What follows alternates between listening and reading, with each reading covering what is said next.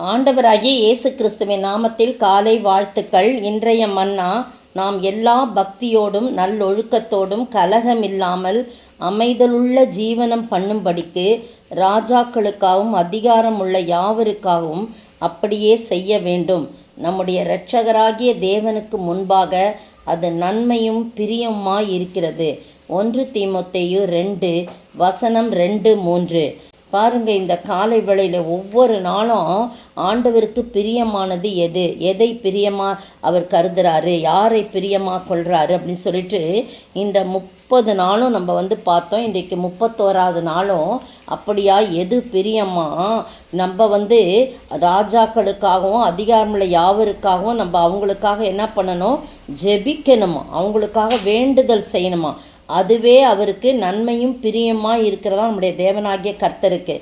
ஏன் ஜெபிக்கணும் அவங்களுக்காகன் போது, நாம் எல்லா பக்தியோடும் நல்லொழுக்கத்தோடும் கலகமில்லாமல் அமைதலாய் ஜீவனம் பண்ணும்படி, இந்த தேசத்திலே நாம் அமைதலாய் ஜீவனம் நாம் அவர்களுக்காய் ஜெபிக்க வேண்டுமா.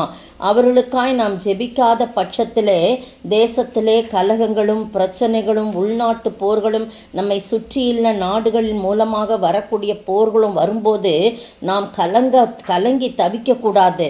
ஏனென்றால் கர்த்தர் நம்மை வைத்திருக்கிறது ஒரு நோக்கம் இருக்குது. நாம் அவர்களுக்காய் ஜெபிக்க வேண்டும், அவர்களுக்கு நல்ல ஞானத்தை கொடுக்க வேண்டும், கிருபைகளை கொடுக்கணும், அவர்களுக்கு ஆலோசனைகளை கொடுக்க வேண்டும் என்று சொல்லி ஆண்டவரிடத்தில் நாம் ஜெபிக்க கடமைப்பட்டிருக்கோம். அப்படி ஆண்டவர் எவ்வளவு நல்லவர் பாருங்க. ஊழியக்காரன் மூலமாக அவர் நமக்கு இதெல்லாம் விளக்கி கொடுத்துருக்கிறார், நீங்கள் எதுக்கெல்லாம் ஜெபிக்கணும் அப்படின்னு சொல்லி அவர் என்ன சொல்கிறாரு, சொல்லி தந்திருக்கிறார் இல்லையா. அதனால் நமக்கு மேலே உள்ள அதிகாரிகள் எல்லாருக்காகவும் ஜெபிக்கணும். சப்போஸ் ஒரு ஆஃபீஸ்லேயோ ஒரு பள்ளிக்கூடத்துலேயோ வேலை செய்கிறோம் அப்படின்னா அந்த தலைமை ஆசிரியர்களுக்கோ அல்லது பிரின்சிபலுக்கோ அல்லது அந்த ஆஃபீஸர்ஸ்க்கோ ஹெட் ஆஃப் த டிபார்ட்மெண்ட்ஸ்க்கோ நம்ம என்ன செய்யணும், அவர்களுக்காக நாம் ஜெபிக்கணும். அவங்கள ஞானத்தோடு நடக்கணும், அவங்களுக்கு கிருபைகளை கொடுங்க, ஆலோசனைகளை கொடுங்க, நம்ம ஜெபிக்கணும். அதே போல் சபை குருக்களுக்காக ஜெபிக்கணும், பேராயருக்காக ஜெபிக்கணும், சபை மூப்பர்களுக்காக ஜெபிக்கணும். அப்படியாய் நாம் ஜெபிக்கிறதுக்கு தான் நான் அழைக்கப்பட்டிருக்கிறோம். ஆண்டவர் அப்படி தான் சொல்லி தரார் ஊழியக்காரன் மூலமாக. அதுவே நன்மையும் பிரியமாய் இருக்கிறது என்று சொல்லி நாம் அப்படியாய் அவங்களுக்கு வேண்டுதல் பண்ண. முதல் வசனம் அப்படி தான் சொல்லப்பட்டிருக்கு. எல்லா மனுஷருக்கும் என்ன புத்தி சொல்கிறாங்கன்னா, பிரதானமான புத்தி முதல் வசனம் 2:1, எல்லா மனுஷருக்காகவும் விண்ணப்பங்களையும் ஜபங்களையும் வேண்டுதல்களையும் ஸ்தோத்திரங்களையும் பண்ண வேண்டும். அப்படி நீங்கள் பண்ணிங்கன்னா தான் நம்ம நல்லொழுக்கத்தோடும் கலகமில்லாமல் பக்தியோடும் அமைதலாய் ஜீவனம் பண்ண முடியும். அதுக்காக நீங்கள் ஜெபிக்கணும். ராஜாக்களுக்காக அதிகாரமுள்ள யாவருக்கும் நம்ம ஜெபிக்காம அவங்க மேலே குறை சொல்லிக்கிட்டு அப்படிலாம் இருந்தோன்னா, இவங்க அப்படி அவங்க அப்படின்னு சொல்லிக்கிட்டு இருந்தோம்னா ஆண்டவர் கேட்பார், நீ ஜெபிச்சியா அவங்களுக்காக, நீ ஜெபம் பண்ணாமல் அவங்கள குறை சொல்கிறீ. நீ ஜெபிச்சா மட்டும்தானே சத்துரு அவங்கள தொட முடியாது, சாத்தான் அவங்களை தொடாதபடி அவன் பக்கம் இழுக்காதபடி என்னுடைய பக்கமாய் அவர்கள் இருக்கிற. அதுக்கு நீ விண்ணப்பம் பண்ணோம் இல்லையா.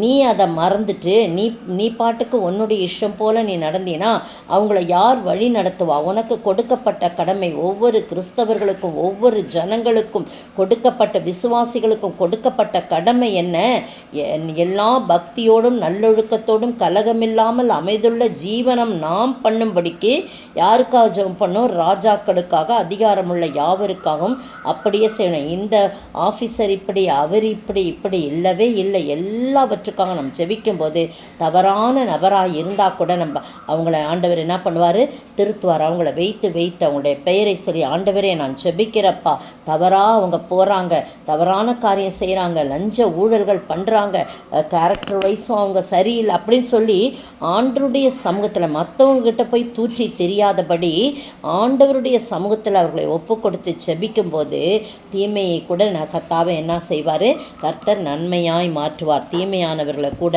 நன்மையானவர்களை நன்மை செய்யும்படியாக மாற்றுவார். துன்மார்க்கரை கூட நீதிமான்களாய் மாற்றுவார்.